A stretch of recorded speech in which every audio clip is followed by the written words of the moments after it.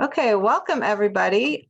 I am Connie Zabo-Schmucker. I'm Advocacy Director at Bicycle Garage Indy, and we are hosting Spotlight on Bicycling. And tonight we have Kevin Krulik from the City of Lebanon, Indiana. He's going to talk about the Stone Eater Bike Park that is getting developed up there, which we're really excited about. And I just want to go over a couple of things. So Spotlight on Bicycling, we started doing these a couple weeks ago, and this is our third one. And we're highlighting different bicycle initiatives and bicycle organizations in central Indiana. And so hopefully you'll find additional information about some of the other things that are coming up.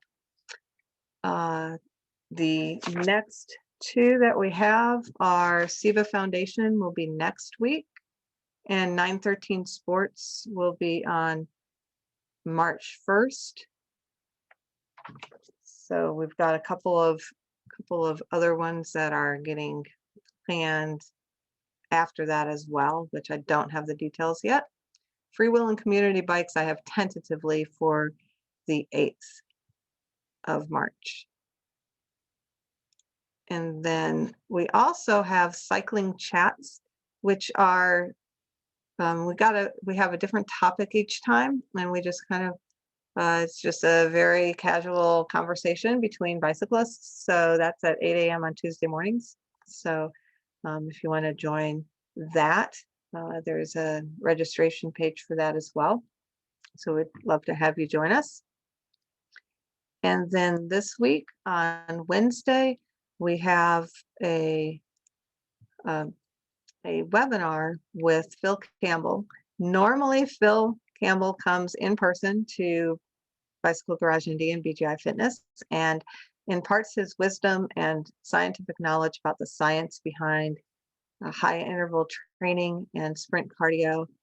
And we're going to have him online this year. And we have 90 people signed up for that already, which we're really excited about. We have this running joke that he's come for, I don't know, 15 or 17 years, and every time he comes, it snows or we have horrible weather. And he's not even coming in person this year, and it's snowing. We're having probably the worst snowstorm we've had in a year and a half. So we'll probably talk about that. But he has all sorts of knowledge about the benefits of high intensity cardio and sprint intensity cardio, and that will kick off our sprint cardio challenge, which starts on the 18th of February and goes through the end of April. So you'll find out more about the science behind that and hopefully get motivated to participate in the challenge. And the cool thing about Sprint 8, which is what he created this protocol, and it's a very quick, you can do it in 20 minutes, 3 times a week. And the challenge, the sprint cardio challenge, is to do that for 8 weeks. And we've had some people, we had 36 people do it last year. And it was just amazing. The different, one woman, she lost like 20 pounds in those 8 weeks and got off her blood pressure medicine and some other, just phenomenal health benefits from just 20 minutes a day, 3 times a week. So he's going to come and talk about that, and hopefully you can join us. And I think that might be all I've got in slides. Yes.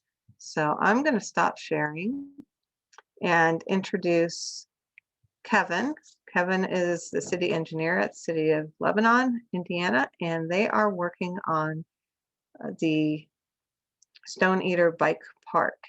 And so we're really excited to hear from him about that. And I'm also pleased to say that Bicycle Garage Indy is a silver sponsor of the Stone Eater Bike Park. We're very happy to be involved with that and see this as a great amenity and thing that will be wonderful for bicyclists in the future. So I will turn off my microphone and let Kevin.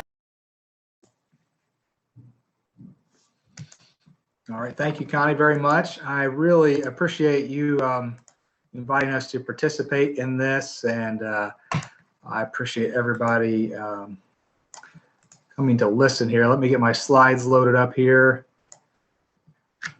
Should be seeing a introductory slide there. Does everybody see that?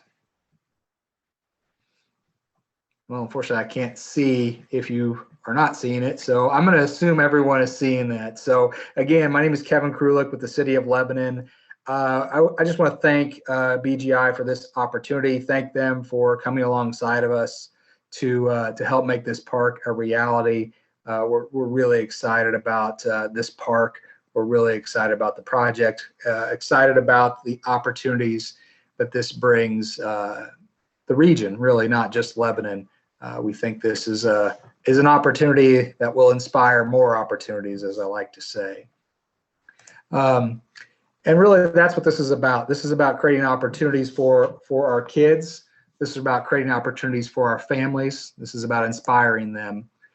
This is about inspiring our community, not just Lebanon, not just the Indianapolis area, but we like to think that the Stone Eater Bike Park will have impacts beyond our immediate area. We want to create a hub. We want to create a hub for training and racing. We want to create a hub for family recreation. And all this is really under the guise of trying to inspire the next generation. We want to inspire them all to become more. We want to inspire our champions and our next generation of champions. We want to do this for our state. We want to do this for the Midwest.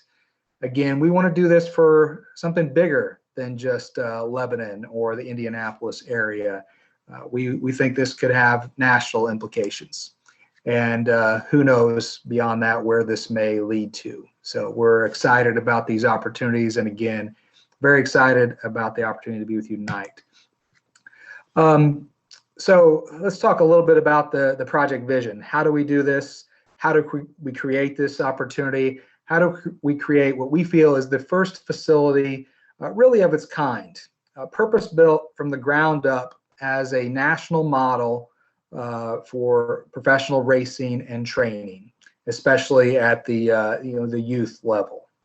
How do we create a destination riding area? How do we create a hub for the local cycling community?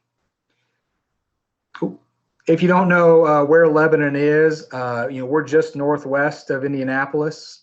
We're right on that northwest corner, just outside of 465. It's really not that far away. Some people think Lebanon is the other side of the moon. It's funny when we talk to people, but you can be from downtown Lebanon to downtown Indianapolis in about 20 minutes without traffic. Certainly not on a night like tonight, but we're a lot closer than you think.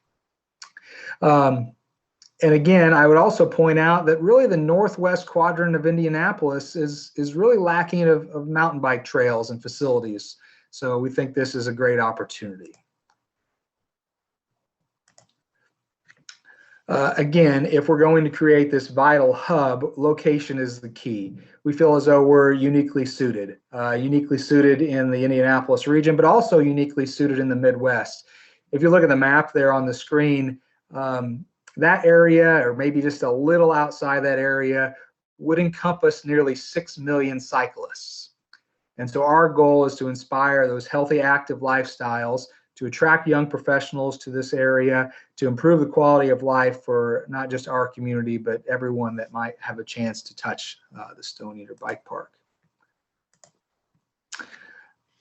Last summer, we were really excited about this. We were excited about what we feel is a very strategic and innovative partnership. We are now contractual partners with the National Interscholastic Cycling Association, or NICA. If you don't know who NICA is, NICA basically is the sanctioning body for youth mountain bike racing in the United States. And they have seen tremendous growth over the last few years. I believe they're now 31 leagues in 30, actually I think they're 32 leagues now in 31 states. They saw 20% rider growth in 2020, even through the pandemic. And I love this slide because if you look at this slide, you look at all the league logos on the country, across the country, I think you'll notice that Indiana is right in the middle of this trend. we see this as a great opportunity. And this really just shows how Lebanon and Indiana, for that matter, has a great opportunity to be perfectly suited in the center of what we think is a really growing and exciting sport. So what is the vision for Stone Eater Bike Park?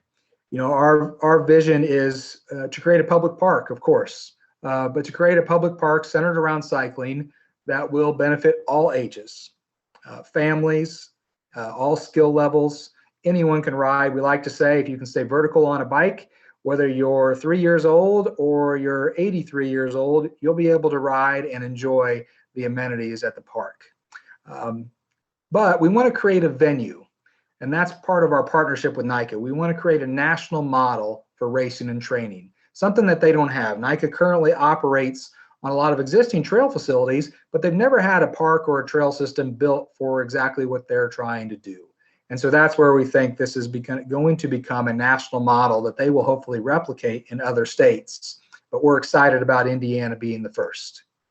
Again, we're trying to create a destination riding area, a hub for the local cycling community. And we are just asking everyone, as you see our sort of family of logos there, to come ride, come race, and come explore at Stone Eater Bike Park. So again, on the come ride, what are we talking about? Again, we're talking about everyone can ride. We're talking about a cross-country flow trail system that's built to NICA standards. Why is that important? Well, NICA standards, as the youth sanctioning body, is a very, I guess, family-friendly trail facility. It's something that most riders can ride. It's going to be a novice to intermediate level cross-country trail system, which also means it's going to be family-friendly, which also means it's going to be perfectly suited for adaptive mountain bike facilities. But it's also going to be a bike park where we can challenge every skill level of rider. Again, I mentioned racing. Obviously, this is a racing venue that we are trying to create here within a park setting for mountain bike racing, for cyclocross events, also for cross-country running. We're also excited about the opportunity to see this as a sporting venue that can host cross-country running events as well as cross-country cycling.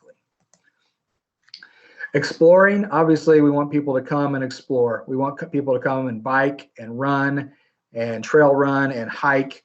We're also immediately suited right next to a golf course, so we think that creates a unique opportunity for some cross-promotional ideas. The golf course is very supportive of this park coming in and being their neighbor.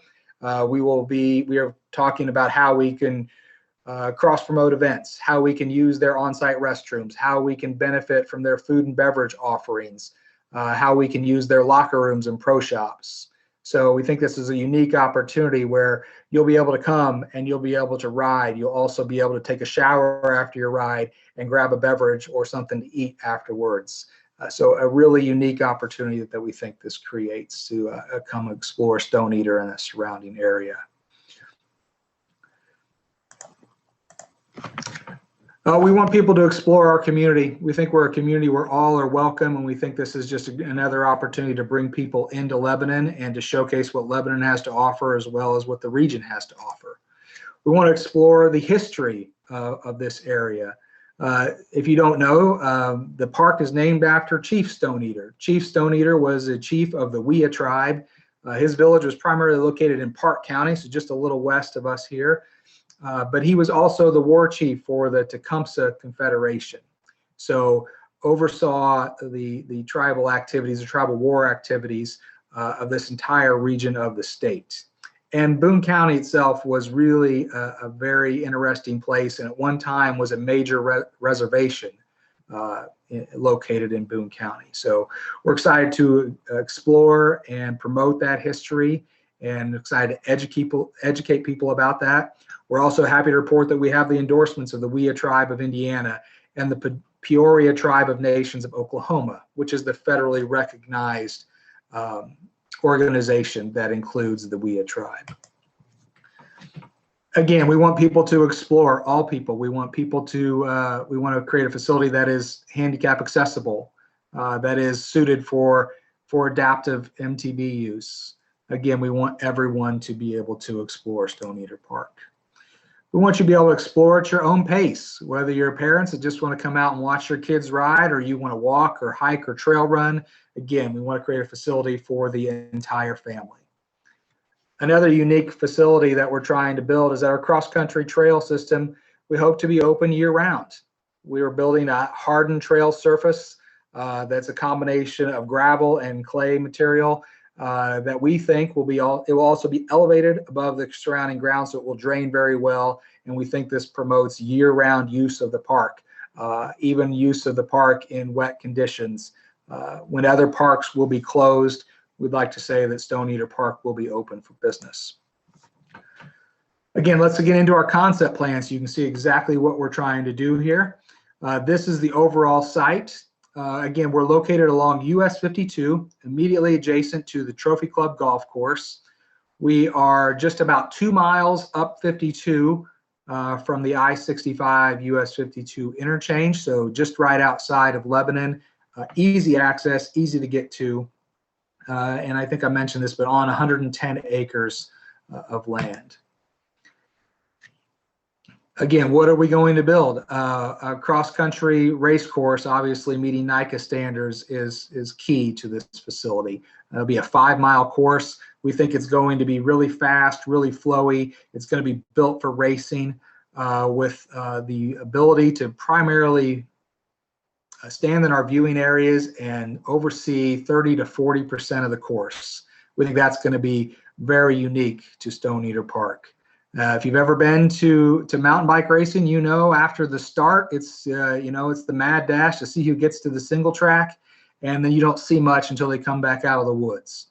At Stone Eater Park, with the facility that we will create, you will be able to watch 30 to 40% of the entire course from our staging and viewing areas. Again, built for racing, passing lanes every quarter mile. We think it's going to make for a really exciting venue.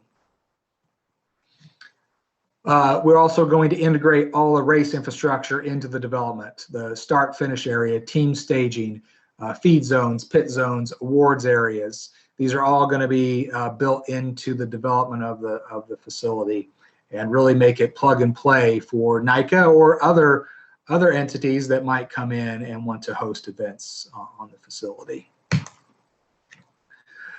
Again, integrated race operations, timing and scoring, EMS staging. We're conveniently located within 10-minute drive of the Witham Hospital emergency room at the north side of Lebanon. And for some peace of mind, we're also less than 30 minutes away from Methodist's level 1 trauma center. So again, I think that's important, especially when we're talking to NICA as a national model. That's something that was very important to them, that we be in close proximity to medical care. Maintenance and operations areas will also be included. That will be the host site for staff, for volunteers. We'll have integrated electrical and water services throughout the bike park. The bike skills area, the skills park, we think this is really where we can get to a point where we can challenge anybody, any level of riding on a bicycle, from a kid's pump track all the way up through adult pump tracks, jump parks, and skills parks that we think will have skills features that can train everyone from the novice to the expert level rider. So again, a place where we can all be challenged, no matter what your riding level is. Project timeline, when is this going to happen? We're happy to report, we're in the middle of our permitting and fundraising phase. And right now we're waiting on comments that are actually due back tomorrow from IDEM. And that's going to be the key milestone in our permitting, as well as some of our county permits that we're working through right now. But we're hopeful that we'll be able to possibly break ground late this spring, and possibly with a soft opening in the fall, probably a larger grand opening event next spring. How have we done this? It's been a very public process from the beginning. We've worked with our neighbors. We invited them all to come and participate. And the plan has evolved. It's been continually refined by the input that we've received through these public meetings and through the input we got from stakeholders and our neighbors. Again, this is a NICA sanctioned cross-country course that we're trying to construct. We want that course to be professionally constructed. But that's not to say we won't have other opportunities on the site for volunteer trail construction opportunities. We've already been approached by different corporate entities, by different advocacy groups that really want to make sure we can establish some areas where volunteers can come and work and help to build the process. So we're happy to build that into the facility as well. Again, we're in the fundraising phases of the project right now. We are raising money for construction. Not that this isn't a project that the City of Lebanon could fully fund itself, but we want to make sure that we're adding legitimacy and notoriety to the project. That's why BGI is a partner. That's why we're working with some other major national bike manufacturers and component manufacturers. We want people to know that this is a legitimate place. This is a place worth visiting. This is a serious venue and park facility. So we are looking for continued partners for those opportunities. Again, this will be a public park, open to the public, 365 days a year from dusk till dawn. It'll be ran by our Lebanon Parks Department. They'll be the primary operator, but as I mentioned, we are partnering with other groups that will help with maintenance and work programs. And we are also heavily looking at programming activities, not just racing. You know, we'll only host maybe 1 or 2 races a year, at least on the NICA schedule. But we would also like to have skills training. We would also like to have other group rides and events that will be conducted at the facility. We think that's important for a successful park. What does funding look like? As I mentioned, really it's more about looking for partners and adding that legitimacy to the park. What does the park cost? It costs about $1.3 million. That's our total estimate from our bike park designer. About $500,000 of that is material sourcing. We have to bring in some material to raise the site due to the fact that it was a former landfill. So we have to sort of crown the site in the middle to make sure water drains off well. So our total fundraising goal is about $800,000. Right now, the City of Lebanon has initially kicked in $500,000, and we given other corporate sponsorships that we've been able to raise another $130,000. So we're about $630,000 into our $800,000 total. And again, as a national model for NICA, we feel like this is a unique opportunity for partners to come alongside of us and alongside of NICA and be involved in something really, really unique and special. Sponsorship benefits, you know, I know I'm not here on a sales call, but just want to let everyone know if you are interested or know someone who may. Obviously, we're going to have recognition on site for all of our partners, whether those be you know, families that want to be friends of the park, all the way up to those corporate sponsors. There will be on-site recognition, online recognition, social media, marketing materials that will all be built into the park. Again, this is a brief example of our sponsorship opportunities. Again, all the way from Friends of the Park starting at $50, all the way up to 6-figure national bike industry sponsors that we're also working with as well. So we're not doing this alone. I think this is important. I want to talk a little bit about our development partners that we're working with. So our design team partners, obviously the City of Lebanon is heavily involved, but we're working with nationally recognized design firm Hill Ride Progression Development Group. They're out of California. You may recognize the name. They designed the Griffin Bike Park in Terre Haute.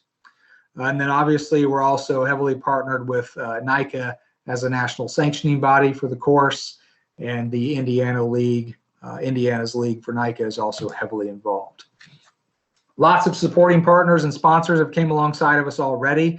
You know, on the left there, you kind of see some of the various engineering groups and local organizations that have partnered with the city, either financially or through design services. We've also been very excited to talk about some other partners that we've brought into the mix with us here. Some of those organizations that are supporting the development, obviously the Trophy Club Golf Course, which is immediately next to us. Sundance Mountain Bike Skills Clinic will be our instruction partner for the facility. Happy to report that Midwest Devo, the local youth team out of Zionsville, will be planning to use this as a training venue for their teams. And really excited. We've also been talking with Marian University and they are also interested in using the facility as a regular training venue for some of their cycling programs.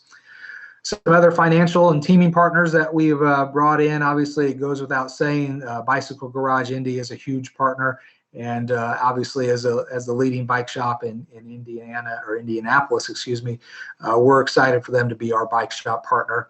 We are also partnering with the Hoosier Mountain Bike Association, both financially and through education programs, trail maintenance programs. We're excited as we further develop that partnership as well. Why a bike park? Why are we doing this? I think I've talked a lot about this already, but obviously we want to build healthy, active communities. That's really important to the city of Lebanon. We want to create recreational tourism and economic impacts. We want to inspire people. We want to create an attraction.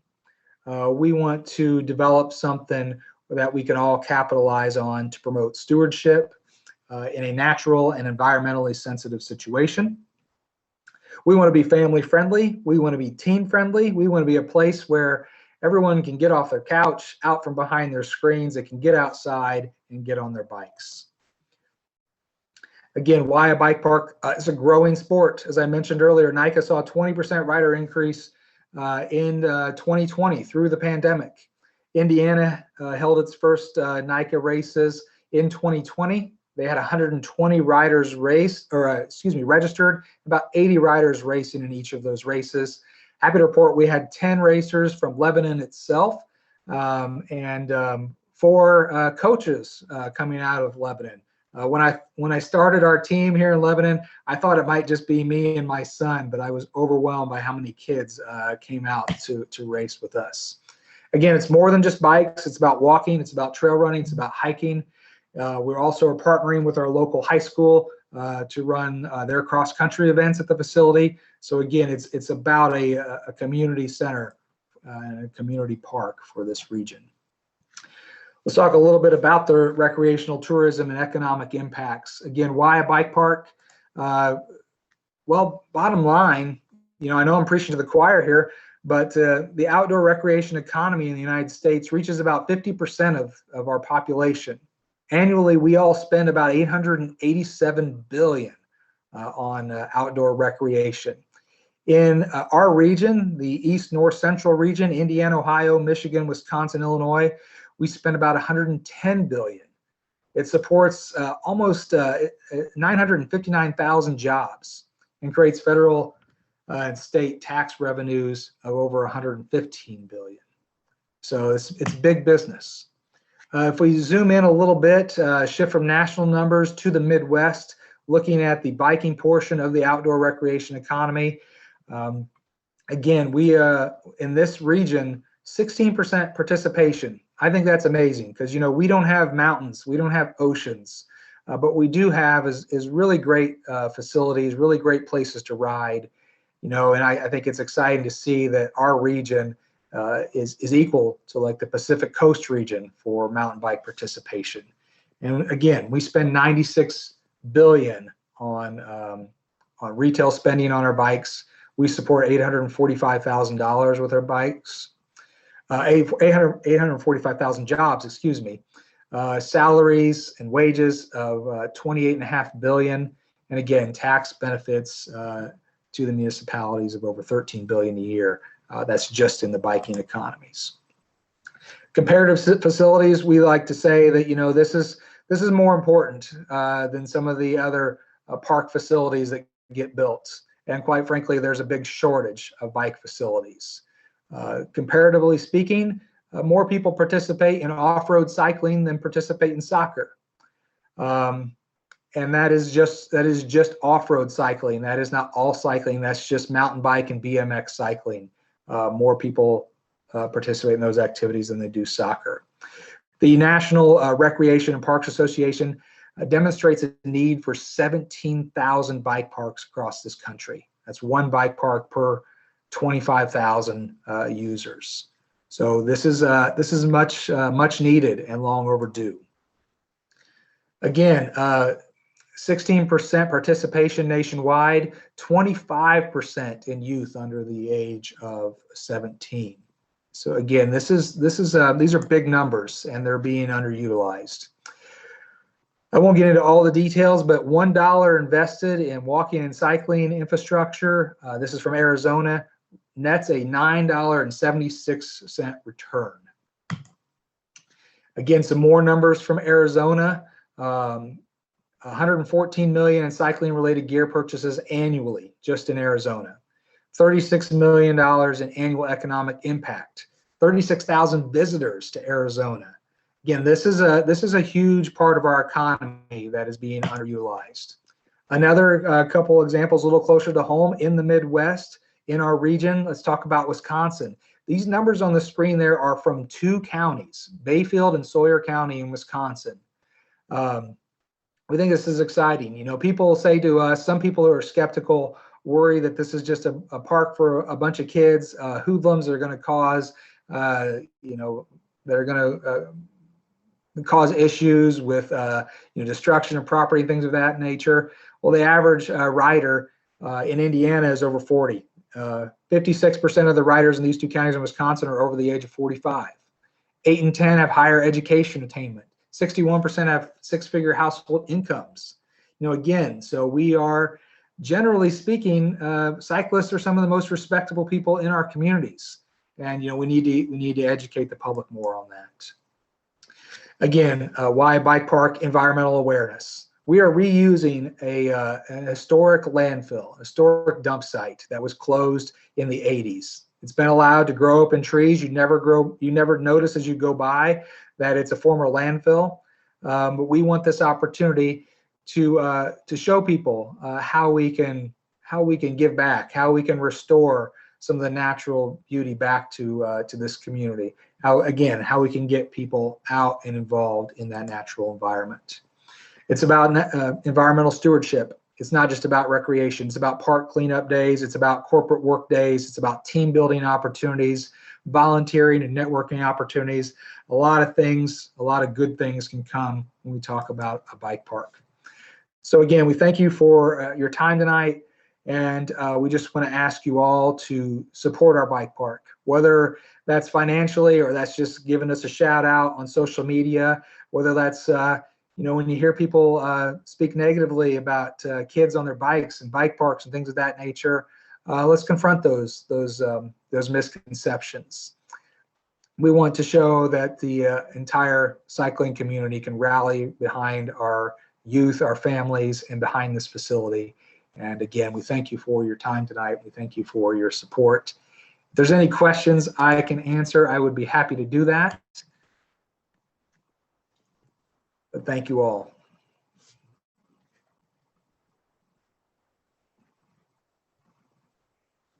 What was that on? Kevin, this is Dolly Kraft from the SIBA Foundation. Yes. You used some statistics from Arizona, which happens to be where I am at the moment. But anyway, I'll be there on Friday, actually. I'm going really? out just to ride for the weekend. So Very good. Tucson or Phoenix? Sedona. Sedona. That's even further. That's great. Anyway, I want to make sure that you are aware of our foundation. We don't have, you know, 6-figure numbers to share, but certainly many of the things that you're talking about would be things that I think that we would be interested in helping as far as funding is concerned. I have to tell you that technically today is grant deadline for March review, and August 15th for September review. It's sibafoundation.org. So we submitted an application earlier today, actually. Oh, yay, good. I'll look forward to reading that. To reading that. So very good. I'm glad to hear that. I was hoping that, I think that you and I had a conversation once upon a time somewhere.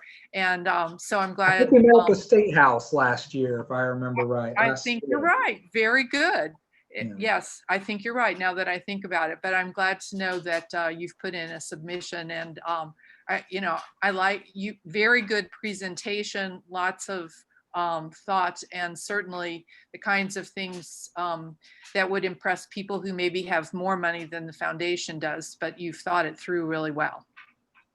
Thank you. No, I mean, SEBA is a huge partner and a huge force, I think, in cycling. So, and sometimes it's not about the dollars that we can get through a grant program or through a partnership. Sometimes it's just about having the right people on the team. That's why we're heavily looking at grant opportunities through SEBA, through organizations like Bikes Belong and People for Bikes. Those are all really important partners.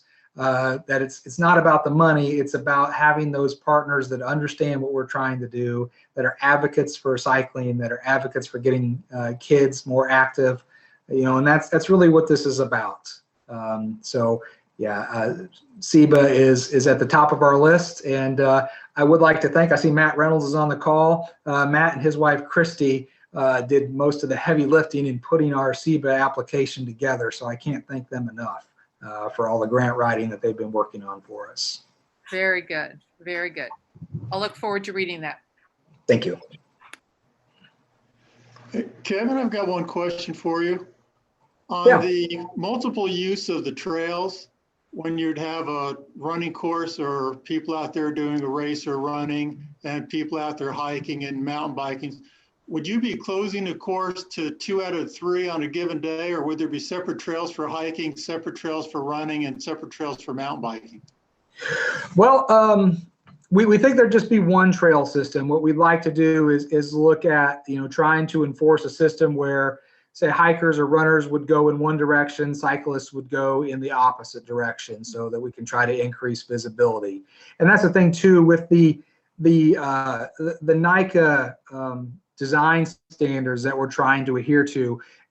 Those trails have to be very visible. The turns have to be highly visible. This is not Red Bull racing. This is something that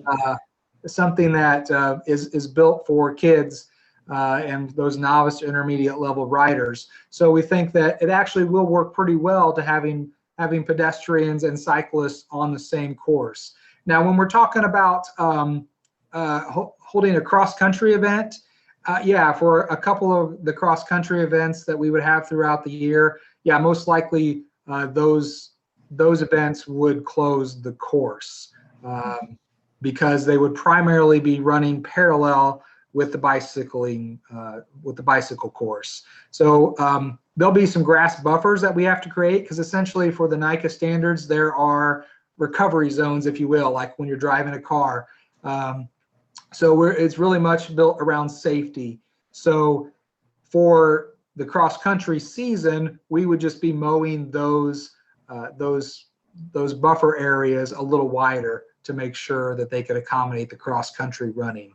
But again, we think that there's an opportunity, because of the way the facility, because of the way the standards will be put into the design, that it's going to work well. And even if the cross-country course is closed, the pump track, the kids track, the jump lines, the skills parks, we wouldn't see any events, whether they be mountain bike racing or cross-country running, those would not close down the bike skills park areas. Great, thank you. Yep.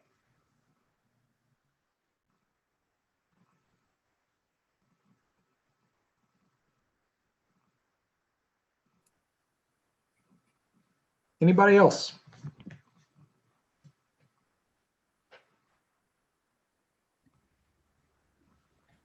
So, Kevin, how's the best way to reach you? Yeah, absolutely. Probably by email, or I'm happy to even give out my cell phone number. I don't know, Connie, was any of my contact information shared through the invite for the? I don't think so. You could type it in the chat to everyone, and then everybody'd be able to see it. You could do Absolutely. Do that right now. I did see your email address in one of your slides. Okay, yeah, it was in there.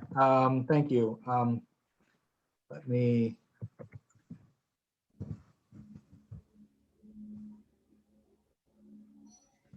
Okay, every time I hit return, I'm getting a new line here, but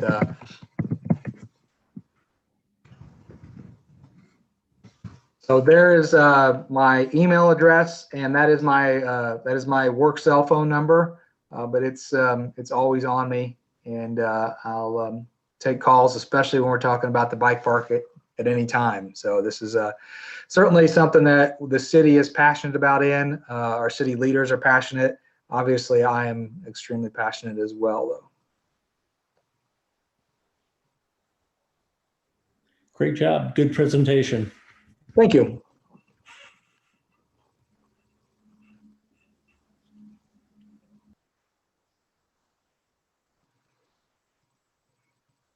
All right. So I guess if there's no other questions or comments, there was something I was going to do and forgot. I was going to do some polls. So I'll do the two polls just for curiosity's sake. It would have been helpful to do them earlier, but we'll do them now. Let's see. Let me get the first one. So the first one is basically about Stone Eater Bike Park and whether you, if you've ever heard of it and what information you would like to learn. And I think Kevin covered all of this. So the second question you probably don't need to answer. But before tonight, had you ever heard of Stone Eater Bike Park? I think that would be very good to answer. So if you could answer that.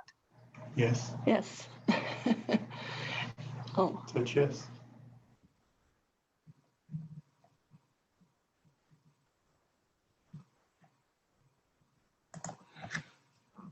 Now I'll leave it open for about 10 more seconds.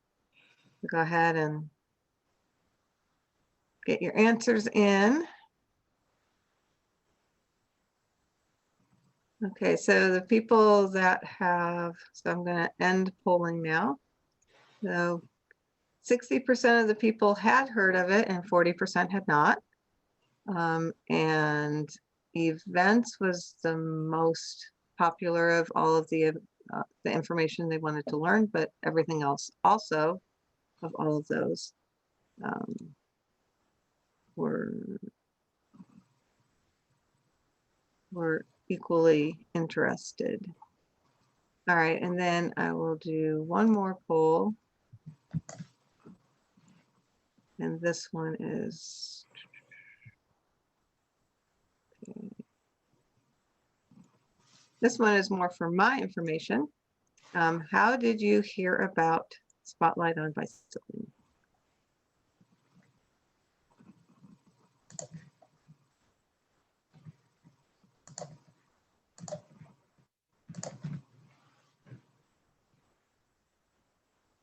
All right, and I will go ahead and stop that. And that is helpful for me as well. All right, so our newsletter seems like that's the top one. So that's good since I do the content of the newsletter. It's good to know. But family and friend and social media and staff are also good. I think that's all I had for my polls. And I just wanted to thank everyone for coming and thank Kevin for your presentation. The recording of this will be up. So if there's additional information or if you want to go back and see some of the slides that he covered, I'll be having that link out. I'll post the link on the registration page for Spotlight. So you can go and review it if you wanted to see that again, or if there are certain slides that you wanted to get some more data. There's a lot of information on the slides. So thank you very much on that. And I can send that to you in PDF as well. okay, that'd be great. And then tomorrow morning we have cycling chat, and on Wednesday night we have our Phil Campbell presentation. And so if you're not signed up for those, feel free to sign up for that, either one of them. And I will put in the chat, I can do that right now.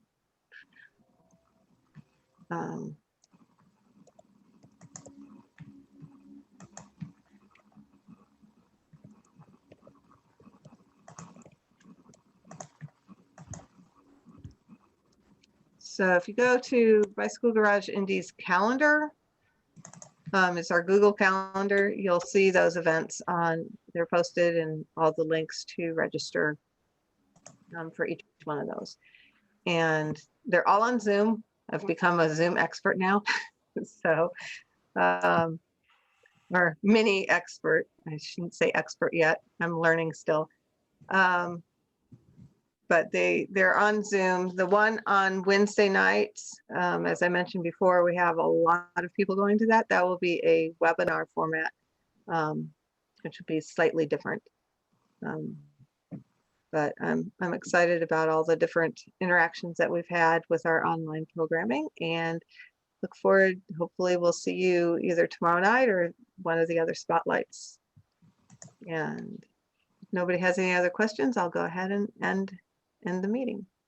Thank you very much, and have a great evening. Keep warm. Thank you. Yeah, Thank thank you all. you. Thanks, Kevin. Thanks, Connie. Thank You're you.